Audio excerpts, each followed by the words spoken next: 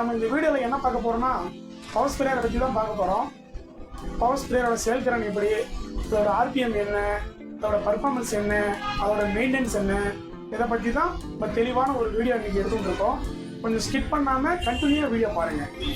இந்த வீடியோ பிடிச்சிருந்ததுன்னா லைக் பண்ணுங்கள், ஷேர் பண்ணுங்கள், கமெண்ட் பண்ணுங்கள், நம்ம சேனலை சப்ஸ்கிரைப் பண்ணுங்கள். வணக்கம் விவசாயி நண்பர்களே. இன்று விவசாயத்தில் அதிகமாக பயன்படுத்தப்படும் IE34 ஸ்ப்ரேயர் என்ஜினை பற்றி முழுமையாக தெரிந்து கொள்ளப் போகிறோம். இந்த இன்ஜின் பார்த்திங்கன்னா இப்போ நிறைய கம்பெனியில் வந்துட்டு இருக்குது. ஆனால் நம்ம பார்க்க போகிற பிராண்டு பார்த்திங்கன்னா A2 Agro.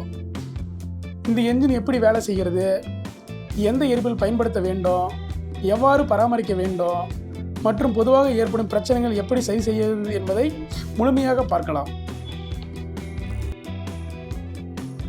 IE34 இன்ஜினின் முக்கிய அம்சங்கள்: 25.4 cc திறன் கொண்டது, ஏர் கூலிங் சிஸ்டம் உள்ளது, ரீகாயில் ஸ்டார்டர் மூலம் எளிதாக ஸ்டார்ட் செய்யலாம், குறைந்த எரிபொருள் செலவில் நீண்ட நேரம் இயங்கும், அதிக அழுத்தத்தில் மருந்து தெளிக்க உதவுகிறது. எவ்வளவு பெட்ரோல் மற்றும் டூட்டி ஆயிலை கலக்க வேண்டும் பார்த்தீங்கன்னா, 1 லிட்டர் பெட்ரோலுக்கு 40 மில்லி டூட்டி ஆயில் சேர்ந்து நன்றாக கலக்க வேண்டும். தவறான கலவையை கலக்கக்கூடாது. ஒரிஜினல் டூட்டி ஆயிலை பயன்படுத்த வேண்டும்.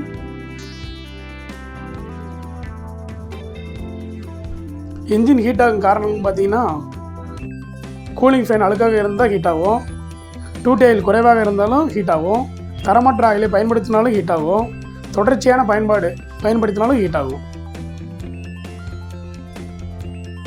ஸ்டார்ட் ஆகாது காரணம் பார்த்தீங்கன்னா, ஸ்பார்க் ப்ளக் பிரச்சனை இருந்தாலும் ஸ்டார்ட் ஆகாது, ஃபியூல் ஃபில்டர் அடைப்பு இருந்தாலும் ஸ்டார்ட் ஆகாது, பழைய பெட்ரோல் இருந்தாலும் ஸ்டார்ட் ஆகாது, கார்பரேட்டர் அடைப்பு இருந்தாலும் ஸ்டார்ட் ஆகாது.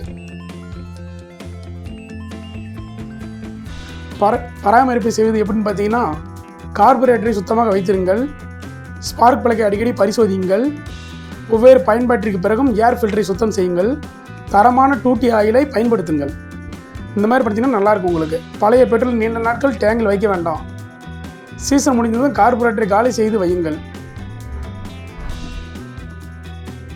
இப்போ நான் சொன்ன மாதிரி ஸ்ப்ரேயரை பயன்படுத்தினீங்கன்னா உங்களுக்கு அடிக்கடி சர்வீஸ் சென்டர் போக வேண்டிய அவசியமே இருக்காது. அதேமாரி ஸ்ப்ரேயருக்கு சம்மந்தப்பட்ட எந்த ஸ்பேர்ஸ் வேணுனாலும் நம்ம ஸ்க்ரீனில் ஒரு நம்பர் கொடுக்குறேன், அந்த நம்பருக்கு நீங்கள் கால் பண்ணி வாங்கிக்கலாம். இந்த வீடியோ தங்களுக்கு பயனுள்ளதாக இருந்துச்சுன்னா நம்ம சேனலை லைக் பண்ணுங்கள், ஷேர் பண்ணுங்கள், மறக்காமல் சப்ஸ்கிரைப் பண்ணுங்கள்.